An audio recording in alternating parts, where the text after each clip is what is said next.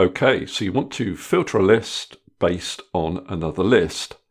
So I want to filter this table here based on this list of stores in column H.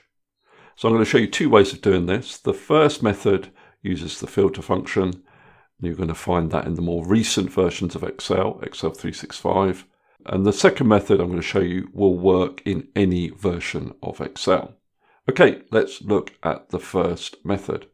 We'll start here in J4, and I'm going to use a function called XMATCH. And XMATCH returns the relative position of an item in an array. So what I'm going to do is find the position of these store IDs within this stores column.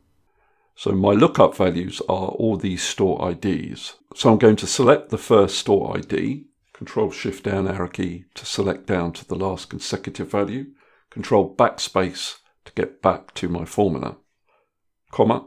My lookup array is this list, the list of things that I'm trying to find in another list. Close the bracket, press enter. So what it's doing is going through each of these numbers, and for example 9 is not found in this list, so it returns NA. But once I get down to 5 here, it's saying yes, well that does exist, it's in 5th position in this list.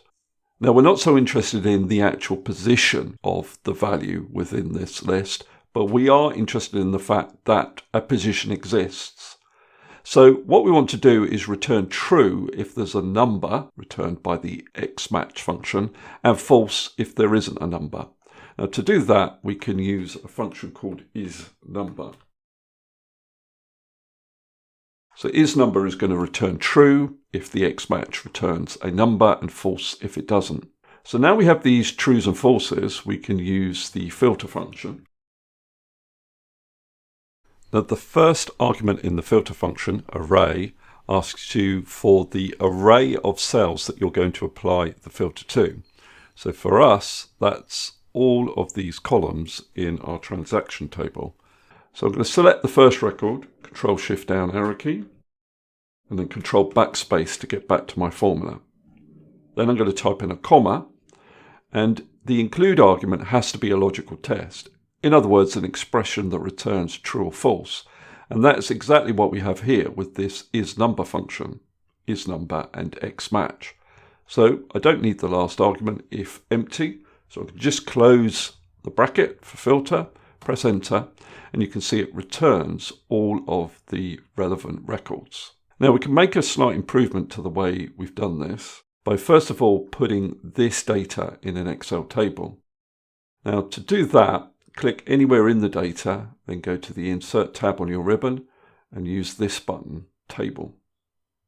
Click on OK.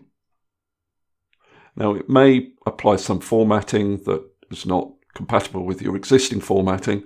For example, I've got white column headings here. I can always go up to this button here, Quick Styles, and then Clear at the bottom. I want to give the table a name, and I'm going to do that in this table name box. I'm going to call the table Transactions. So I'm going to use exactly the same formula in J4, but you'll see that now this data is in a table, it's much easier to select the relevant columns.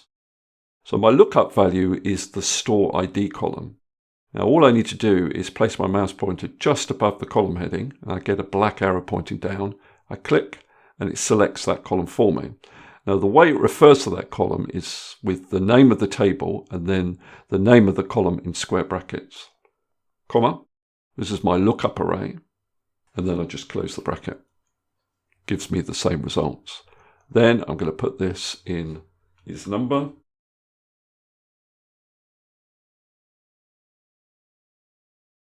Then I'm going to put this in filter. And the array is the entire transactions table, excluding the column headings. And to refer to that, I can just click at the top left-hand corner and get a little arrow pointing diagonally at the top of the table, and that returns transactions. The other way I could refer to the whole table is just to start to type the name of the table, and you can see it appears in the IntelliSense list.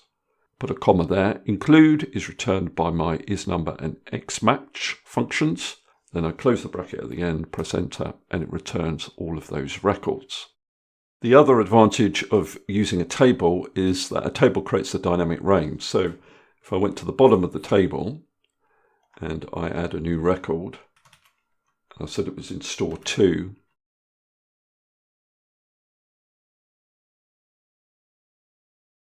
that record automatically gets captured by my filter function. You can see it at the bottom there. Okay, let's look at the second method. This will work in any version of Excel. Now for this method to work, these two column headings must be identical. You start this method by clicking somewhere in the data that you want to filter. Then you go to the Data tab on your ribbon, and in the Sort and Filter group, you click on Advanced. Now we want to copy the results of our filter to another location. So we select that option there, copy to another location. Your list range is already selected for you. That's the list that you want to filter. And your criteria range you need to specify as this list here, and you must include the column heading. Copy to just needs to be a one cell location. So I'll say that's J3. Click on OK. And then I might need to widen these columns, but you can see it's returned those results. The disadvantage of this method is if, for example, I was to change this store ID to 1, this doesn't automatically update. What I would have to do is run that filter again. So I click somewhere in the data, I go to the Advanced button, and then I would copy to another location, keep all the settings as they are, click on OK, and it includes that additional record. Okay, that's all I wanted to cover in this particular video. Hopefully that's useful. If it is, please give me a thumbs up and subscribe, and I'll see you next video.